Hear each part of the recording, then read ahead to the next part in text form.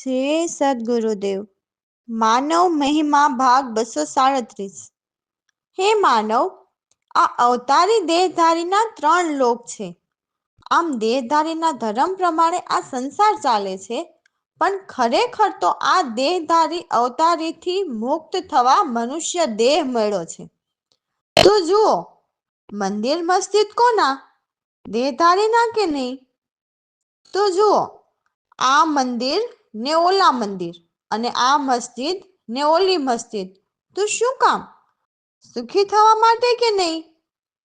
તો વિદેહી પરમાત્માના જ્ઞાનીઓની કોઈ વાત કોઈ માનતું નથી ભાઈ.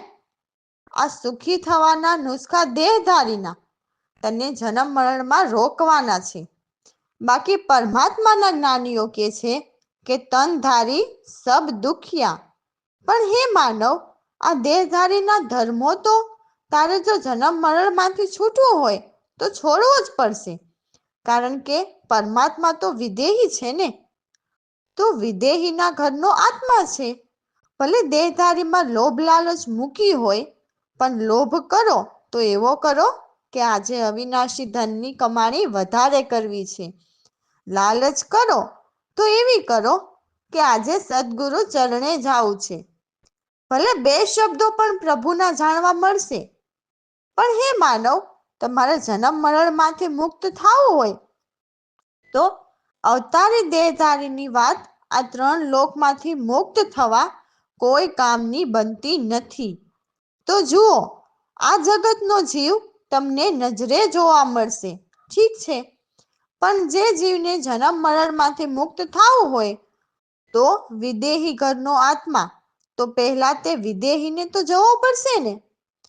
તો પરમાત્માના જ્ઞાનીઓ કહે છે કે ત્યાં સૂર્ય નથી, ચંદ્ર નથી, તો ત્યાં ધરતી નથી, આકાશ નથી, તો ત્યાં રજ કે બીજ પણ નથી, ત્યાં 14 બ્રહ્માંડ નથી, બસ એકલા જ નોંધારા છે. અને પાછું આ 3 લોક તેને આધારે છે. આ નિજ આત્માનું ઘર પરમાત્માને નેણે કોઈ સદગુરુ દર્શન કરાવી અને પછી પિંડમાં પણ પરખ કરવાની છે. તો હે માનવ, પ્રથમ તો મૂળે પરમાત્માને નજરે નિહાળવા પડશે. મનન કરો, રામ ભરોસે. તો હે માનવ, સાચી તો સદગુરુની કૃપા થાય તો 84ના ફેરા મટે. મારા પર તો સદગુરુની કૃપા થઈ એટલે 84ના ફેરા મટી ગયા.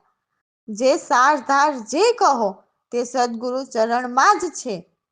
તો મેં તો સદગુરુ શરણે રહીને આતમપદના ડેરા લીધા. આ 14 લોક તે માયાના વિસ્તાર છે, તેમાં જીવ ઉલઝી રહ્યા છે. પરંતુ માનવ એમ નથી સમજતા કે સૌ જીવોનો કરતા ભરતા હરતા ઈશ્વર જ છે. સૌના ચેરા એટલે સૌના રખેવાળા ઈશ્વર જ છે. પિંડ બ્રહ્માંડની અંદર બહાર સર્વ જગ્યાએ વ્યાપી રહ્યા છે. સહુમાં એક જ ધારા, તેના રંગરૂપ કોઈ ન દેખે. એમને કોઈ તોલી ન શકે, હલકા કે ભારે નથી. પોતાના એક નહીં, એ સહુના કરતા, છતાં નથી મળતા કે નથી ન્યારા. એવા અંતર ઉર્મી ભાવ બંને દેખે, જે એક જ જલ વિસ્તારા છે.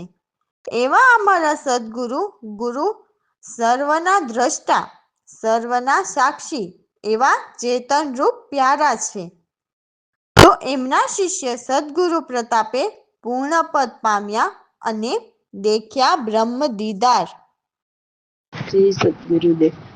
સદગુરુ કૃપાથી મેં તો કાપ્યા 84ના ફેરા. સારધાર સદગુરુ શરણમાં લીધા આત્મ પદના ડેરા.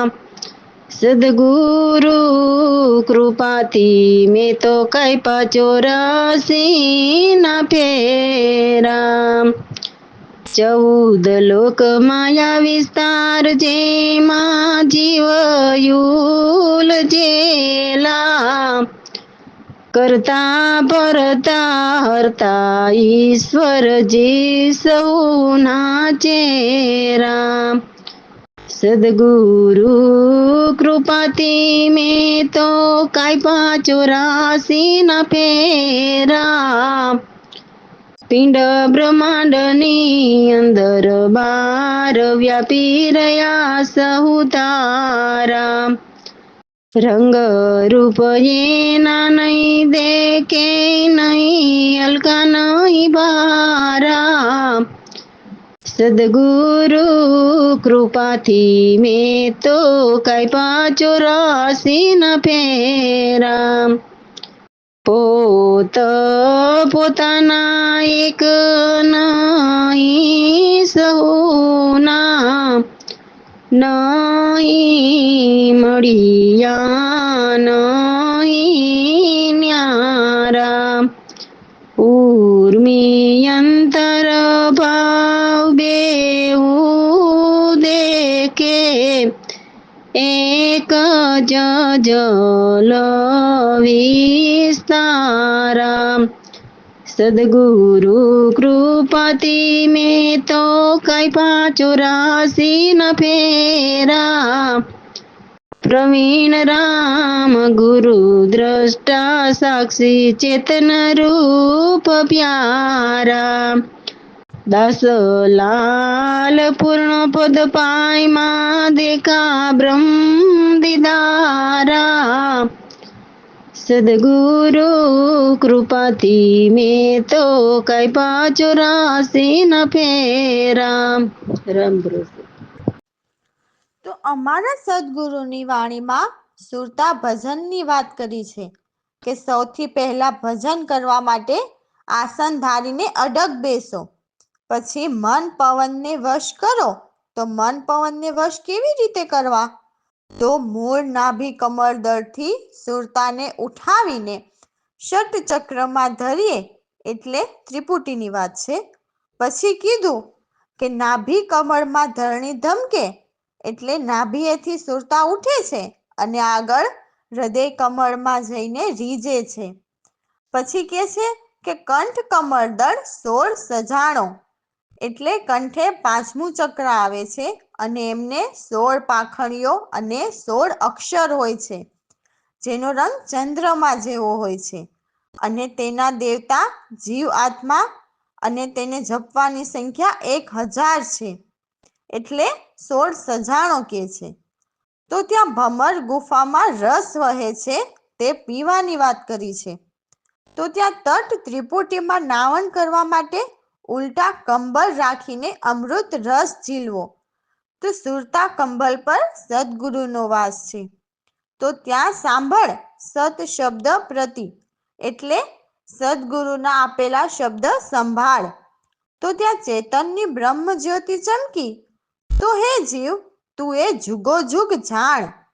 અમને એવા બ્રહ્મનિષ્ઠ સદગુરુ પૂરા જ્ઞાની મળ્યા, તો અમે બ્રહ્મ ભાવ લખી. તો અમારા સદગુરુ કહે છે કે હરદમ પ્રભુના ધ્યાન ધરો અને નિરખી પરખીને ચિત્ત આપીએ. જય સદગુરુદેવ. આસન ધારી અડગ થઈ બેસો, મન પવન ને વશ કરો. મૂળ કમળથી સુરતા ચાલી, ષટચક્રમાં ધરીએ નાભી કમળમાં ધરણી ધમકે. હર હૃદય મારી જે આસન ધારી અડગ થઈ બેસો. કંઠ કંબલ દળ 16 જાણો, ભંવર ગુફા રસ પીજીએ. તટ ત્રિકુટીમાં નાવણ કરવા, ઉલટા કંબલ રાખી લીજીએ. આસન ધારી અડગ થઈ બેસો. સુરત કંબલ પર સતગુરુ વાસ, સાંભળ સત શબ્દ પ્રતિ જે. બ્રહ્મ જ્યોત ચેતનની ચમકી, જાણ જુગો જુગ જીવ રે. જાણ જોગો જોગ જીવ રે આસન ધારી અડગ થઈ બેસો બ્રહ્મનિષ્ઠ સદગુરુ મળ્યા પૂરા ત્યારે એ ભાવ લખી જે પ્રવીણ રામનું ધ્યાન ધર હૃદમ નિરખી પરખીને ચિત દઈએ જે આસન ધારી અડગ થઈ બેસો મન પવન ને વસ કરો આસન ધારી અડગ થઈ બેસો રામ ભરોસે. તો આ વાણીમાં કે છે કે તમે ગમે તેવા ભક્તિમાં ડૂબી જાઓ પરંતુ સદગુરુ વિના કદી પણ સત્ય પરમાત્માને ન પામી શકીએ. એમ તો અતિ કઠિન ભક્તિ કરવા વાળા પણ કેટલાય હારી ગયા. કોઈને પ્યારા પ્રભુના પતા મળ્યા નહીં. કેમ કે સદગુરુ વિના તો વસ્તુ શક્ય જ નથી ને. એવા મોટા બેગમ પરમાત્મા છે. ત્યાં ધૂપ કે છાંયો કશું જ નથી. એને રૂપ કે રંગ નથી, નથી મુખ, આંખ કે અંગ. એ તો નિર્વિકાર નિરાકાર છે. તો ત્યાં કોઈક વિરલાને યારી લાગે છે. તો એવા કોઈક પ્રભુના આશિક હોય તે પોતાના શિષ્યને જુદા ન જોવે. એ જ છે સાચા આશિકની યારી. તો એવા સદગુરુ સાથે નિત્ય દીદારી કરો. તો એવા અમારા સદગુરુ કાબિલ એટલે સક્ષમ સૌને લાયક છે. તો એ એમના શિષ્ય કહે છે કે આવીને અમને મળે છે. ત્યાં દીદારને પામીએ અને બેવને એટલે દ્વૈત ભાવ હટાવી બતાવે છે. જય સદગુરુદેવ. સદગુરુ વિના પામીએ ભક્તિમાં બહુ ભલે ડૂબી જાઉં ભક્તિ મારી ગયા કેટલાક મળ્યા નહીં પ્યારાના પતા મોટા બેગમ રે ભાઈ જ્યાં ધૂપ નહીં છાયા સદગુરુ વિના ન પામીએ એને રૂપ નહીં રંગ નહીં એને રૂપ નહીં રંગ નહીં કોઈ મુખ આંખ અંગ એ તો નિર્વિકાર નિરાકાર લાગી કોઈ વિરલાની યારી હે સદગુરુ વિના ના પામીએ આશિક કોઈ સાચા હોય શિષ્યને જુદા ન જોવે એ જ છે આશિકની યારી કરો ફરી નિત્ય દીદાર સદગુરુ વિના ના પામીએ પ્રવીણ રામ સદગુરુ રે કાબિલ દાસલાલ કહે આવી મળે ત્યારે દીદાર ને પામે બેઉને હટાવી બતાવે સદગુરુ વિના ના પામીએ સદગુરુ વિના ના પામીએ રામ ભરોસે. તો શિષ્ય કહે છે કે અમે સત્સંગમાં આવીને સદા સુખરૂપ કર્યા નિરાધારા નિર્ધારા. તો સત્સંગમાં સંતોની વાણી જ સત્ય હોય છે. તે સદગુરુ સત્ય ભેદ વાણીનો સાર સમજાવે છે. સાચા સાધન વેદ વચન પ્રમાણી હોય છે. તો જે પરમ જિજ્ઞાસુ હોય છે તે નિશ્ચય કરીને સદગુરુના મહાવાક્ય જાણે છે અને કહે છે કે એ સુખદાયી છે. એટલે કહે છે કે નિત્ય સત્સંગ વિચારો સાધન સહિત સત્સંગત ચિહ્નીને શ્રવણ મનન નિધિધ્યાસન ભીના એટલે સદગુરુનું સ્મરણ કરતા સંતજનની મતિ અને યુક્તિ નિશ્ચય અને અટલ દ્રઢતાથી લીધી અને ભવસાગરથી પાર થઈ જાય. પછી ત્યાં દેવ દાનવ કે માનવ કે યમની પણ શંકા ત્યાં નથી રહેતી એવા ગુરુગમના નિર્ભય ડંકા વાગે. સદા નિશંક સાધુ બોલે પરમાનંદને દર્શાવીને, એવા પદ પાયમાં આપ અપારા. તો ગુરુ શિષ્ય ખોયા નહીં કે નહીં પામ્યા, એવા આપણા આપ સદા નિર્દાયા રહેલા છે. પુરાણ બ્રહ્મતમ એ નિર્માયા અમારા સદગુરુએ અચલ પદ ગાયા છે. એટલે પરમાત્માની વાણી બોલે છે એ જ સાચી સત્સંગથી સતધારા વહે છે. રામ ભરોસે. જય સદગુરુદેવ. સત્સંગમાં આવીને સુખરૂપ કર્યા નિર્ધારા, સત્સંગમાં આવીને સત્સંગમાં સંતની વાણી, સાધન વેદ વચન પ્રમાણે, પરમ જિજ્ઞાસુ નિશ્ચય જાણે, વાક્ય સુખદાયના નિત્ય સત્સંગ વિચાર, સત્સંગમાં આવીને સાધન સહિત સતસંગત ચીન્હી, શ્રવણ મનન નિધિ ધ્યાસન બેની, સંતની મોતે યુક્તિ લીધી,